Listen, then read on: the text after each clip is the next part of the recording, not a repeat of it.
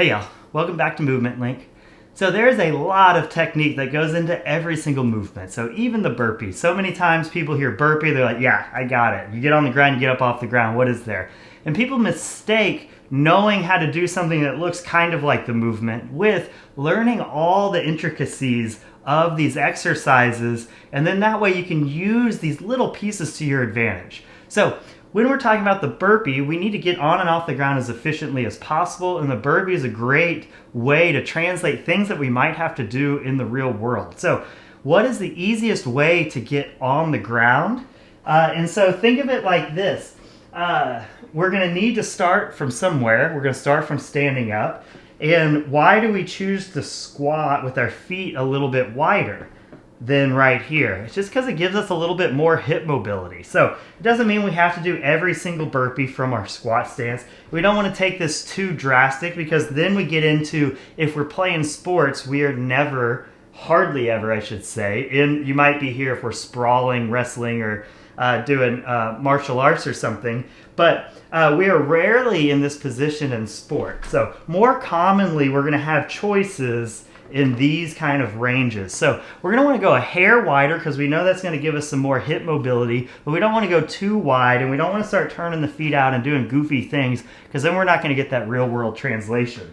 So just starting from there, it's pretty simple. We're just going to squat down a little bit. But now here's the part. People just kind of go down however, so we're going to start with the squat, but now what I'm thinking of is I'm going to get into, and we just call it flopping to the ground, but I'm going to try and get into a knee push-up and worm my way to the ground. So from this position, I'll go slow and then I'll show you some real speed ones. So from this position, I'm just going to kind of lean forward and let my body drop, and I'm thinking get into a push-up position, feet, knees, hips, worm down to the ground.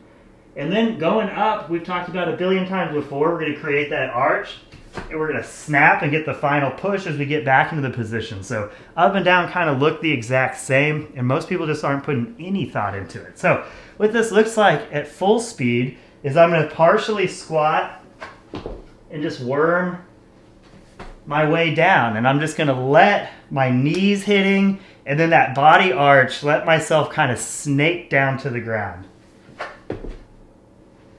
And so it's a way for me to kind of not use any arms, flop, and kind of smack into the ground even a little bit, but be in a really controlled way.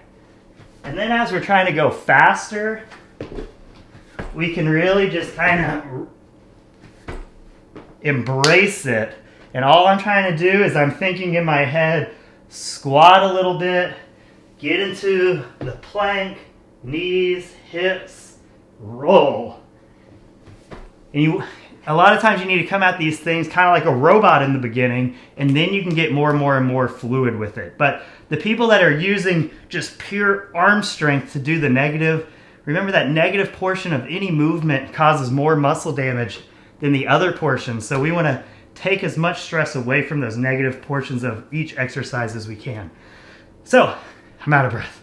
So spend a few minutes, play around, act like a robot, squat, and just go through the motions. Squat, plank, knees, hips, roll to get down, and then add speed to it. So just like everything, technique, then intensity, technique, then intensity. You'll be amazed how much better you can get at burpees if we start piecing these techniques together. Talk to y'all soon.